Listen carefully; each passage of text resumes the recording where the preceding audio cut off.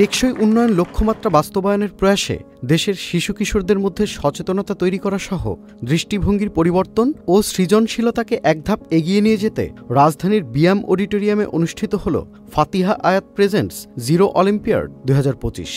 আমাদের এই জিরো অলিম্পিয়াডের মূল উদ্দেশ্যই কিন্তু আমাদের জাতিসংঘে যে 17টি এসডিজি সাস্টেনেবল ডেভেলপমেন্ট গোলস বা টেকসই উন্নয়ন লক্ষ্যমাত্রা এগুলি যেন আমরা বাংলাদেশে 2030-এর মধ্যে অ্যাচিভ করতে পারি। সো আমি চেষ্টা করেছি যে এই জিরো অলিম্পিয়াডের মাধ্যমে তারা যেন এসডিজির ব্যাপারে আরও নলেজেবল হতে পারে, আরও জানতে পারে এবং অ্যাট দ্য সেম টাইম তাদের গ্লোবাল লিডারশিপ স্কিলস তারা যেন ডেভেলপ করতে পারে এবং বাড়াতে পারে।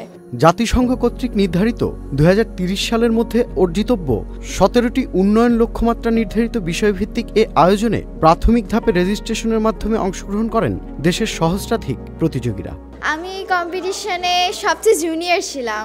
আমার টপিক ছিল নো পভার্টি। আর 5 বছর আছে এই ইউএনএ এসডিজি ফলো করার জন্য।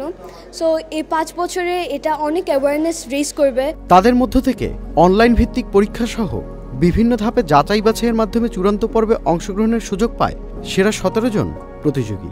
আমি আজকে এসডিজি 11 এসডিজি 9 নিয়ে প্রেজেন্টেশন করেছি। আমি বলবো স্পেশালি ইয়াং জেনারেশনদের জন্য বলবো plant more trees, that's it.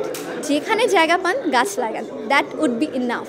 But I believe যে বাংলাদেশের মানুষের ভিতরে যে পটেনশিয়ালটা আছে এটা যদি তারা অ্যাকচুয়ালি বাইরে আনতে পারে তাহলে বাংলাদেশ অনেক আগায় যাবে। প্রত্যেক প্রতিযোগীরা নির্ধারিত বিষয়ের উপর প্রতিযোগিতামূলক অংশগ্রহণের মধ্য দিয়ে নির্বাচিত হয় দেশের সেরা 3 জন প্রতিযোগী।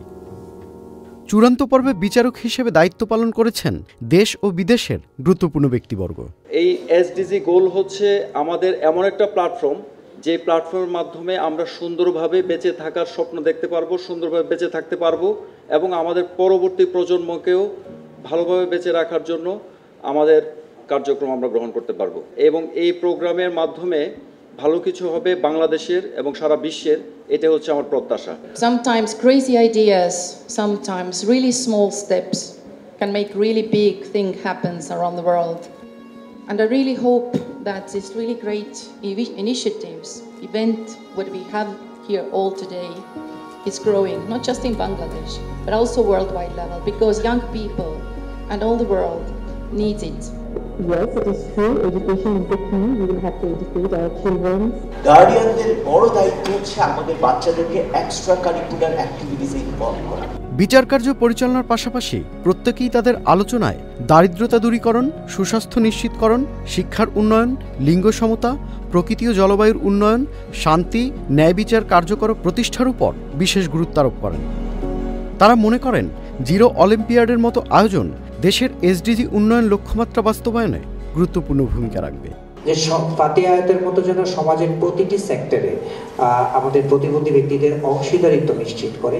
Tanfir Limon, channel I.